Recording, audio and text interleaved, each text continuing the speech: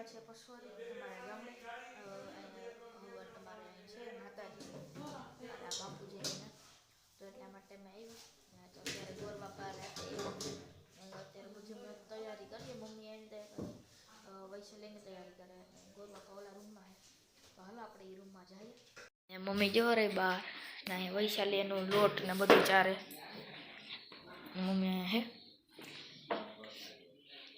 ના અંદર આ રૂમમાં છે ગોર બાપા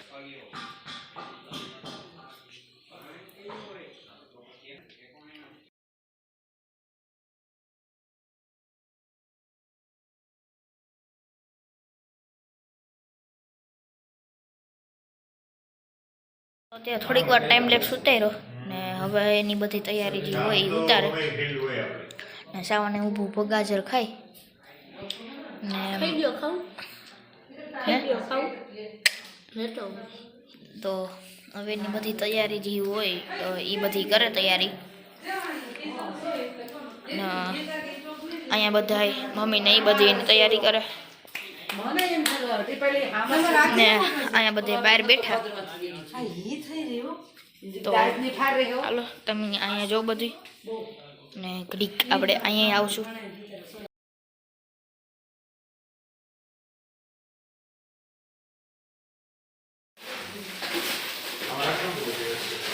તો આ એની સાધન સામગ્રી હોય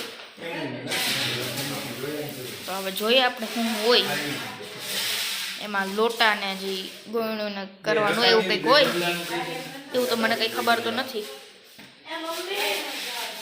ઘી ને બધું હોય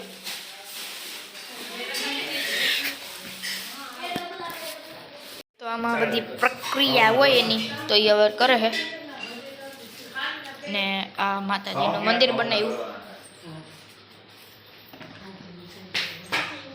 આ મંદિર બનાવ્યું આવું કરશા ને એની અંદર ઘઉં ને ભાઈ ભરવા ગયો તો આવી નથી ભાઈ આવે હમણાં ઘઉં લઈને એટલે ભરવાના છે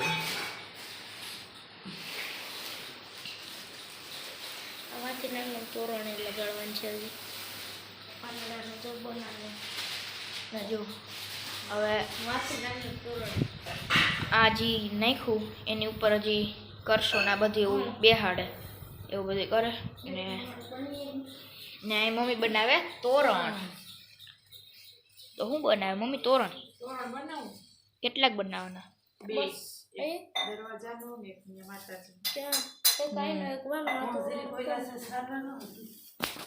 તો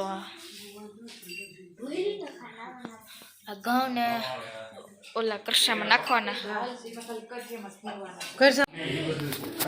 લઈ આવ્યો ભાઈ એની રીતે નાખશે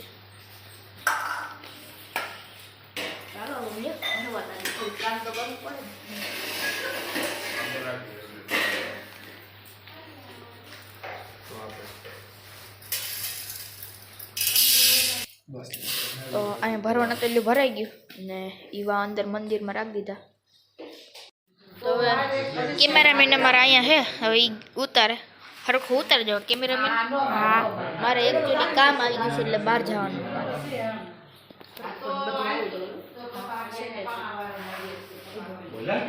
તો સવાર થઈ ગયું સવારના વાગ્યા 8 વાગ્યા તો 6 વાગ્યાનો ઉઠ્યો હતો ને પૂજારી આવી ગયા અને કપડાં બદલીને બાકી છે આપણે તો આના જ છે ભૂલી ગયો તો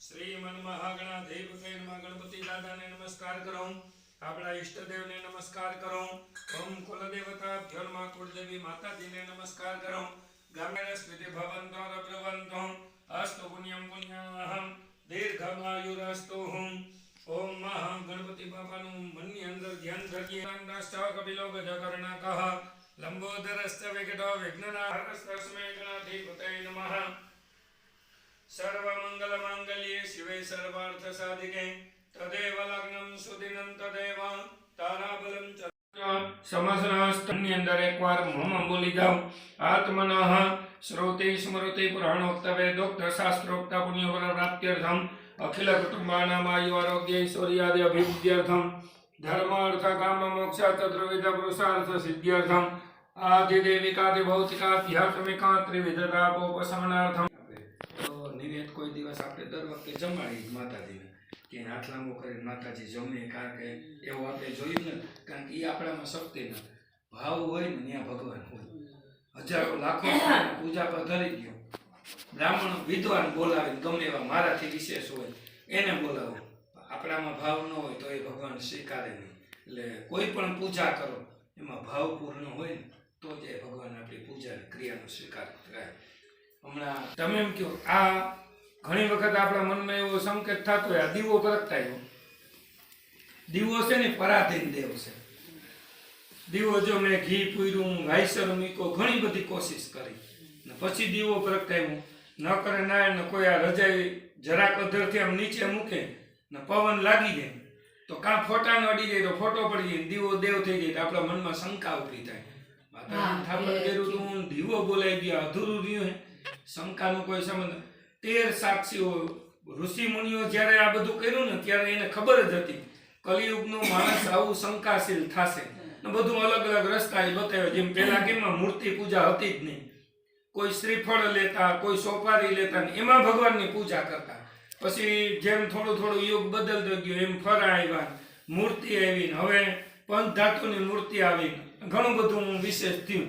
કહેવાનો મતલબ શ્રદ્ધાથી કોઈ પણ પૂજા કરો ને એ ભગવાન સ્વીકારે, બાકી લાખો રૂપિયાના પૂજા પર ધરી દો તો માતાજી નહીં સ્વીકારે.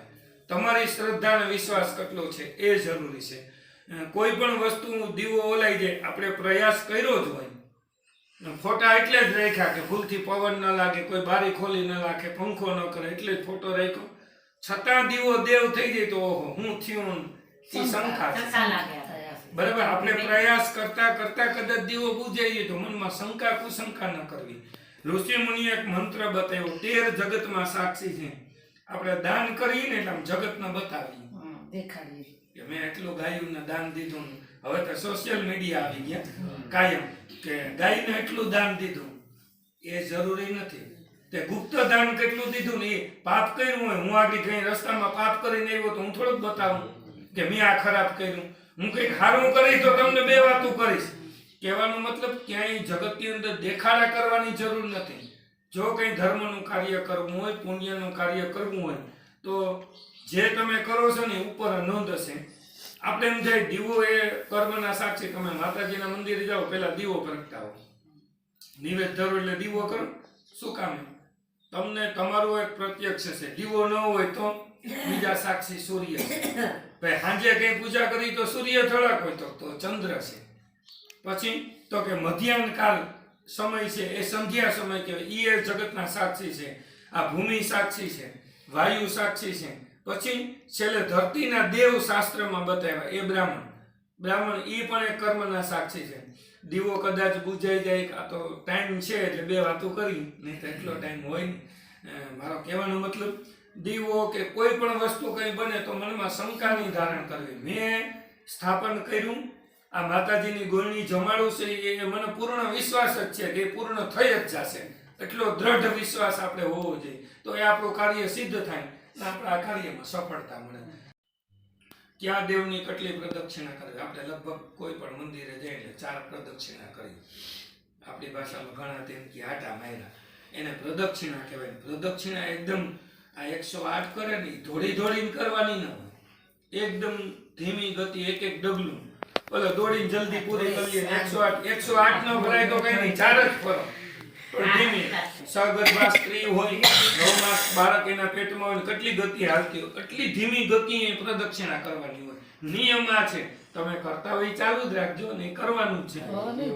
માતાજીની પ્રદક્ષિણા કોઈ પણ મંદિરે જાય તો 1 હોય, દ્વારકાધીશના મંદિરે જાય તો 4 હોય, ભાગવત સપ્તાહ હોય તો ત્યાં 4 હોય. પછી કોઈ વિષ્ણુ સ્વરૂપી અવતાર હોય ત્યાં બધા 4 જ હોય, યજ્ઞ હોય તો 4 હોય. શિવના મંદિરે જાય તો શિવાસ્ય સાર્ધ, શિવની અડધી પ્રદક્ષિણા હોય, જલધારી ટપાઈ નહીં, ત્યાંથી આપણે યુટર્ન મારીને પાછા આવીએ.